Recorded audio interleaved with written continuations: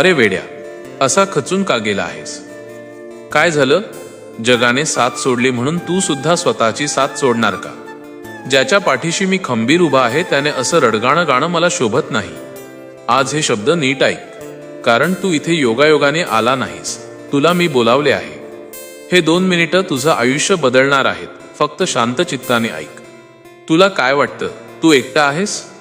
जेव्हा तुला वाटतं की कोणीच तुझं ऐकून घेणारं नाहीये, तेव्हा तू डोळे मिटून पहा. मी तुझ्या अगदी जवळ असतो. तुझ्या मनातली ती घालमेल, अंतर्मनाचा तो आक्रोश आणि तुझी ती अगतिकता, मी सर्व काही पाहतोय. तुला वाटतंय ना की सगळीच दारं बंद झालीत, पण तुला माहित नाहीये की तुझ्यासाठी मी नवीन वाट शोधून ठेवली आहे. ज्या संकटांना तू तुझं नशीब समजून बसला आहेस, ती संकट म्हणजे तुझ्या धैर्याची परीक्षा आहे. सुसाट वारा सुटला म्हणून दिवा विझत नसतो. जर त्या दिव्यावर माझ्या हाताची सावली असेल तर वादळातही तो दिमाखात जळत राहतो. तुझ्या आयुष्याचा अधिपती मी असताना तू चिंता का करतोस? तुझ्या मनात जे चाललंय, जो प्रश्न तुला सतत सतावतोय, त्याचं उत्तर द्यायलाच मी आज इथे आलोय. लोकांनी तुला नाकारलं, चांगलंच झालं, कारण आता तुला माणसांची नाही तर फक्त माझी गरज आहे हे तुला उमजलं असेल. तुझ्या वाट्याला आलेलं दुःख ही माझी तुला दिलेली ताकीद आहे की सावर वेड्या, ही वेळ रडण्याची नाही तर लढण्याची आहे.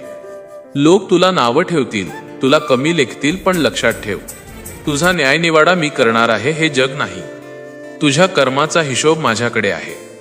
जे गेलं आहे त्यापेक्षा श्रेष्ठ मी तुला देणार आहे. फक्त थोडा सबुरीचा दम धर. तुला जे हवंय ते कधी द्यायचं आणि कसं द्यायचं हे माझ्यावर सोडून दे. जोपर्यंत माझा हात तुझ्या शिरावर आहे तोपर्यंत या विश्वातली कोणतीही शक्ती तुझं अहित करू शकत नाही. तू फक्त श्रद्धेचा दिवा तेवत ठेव.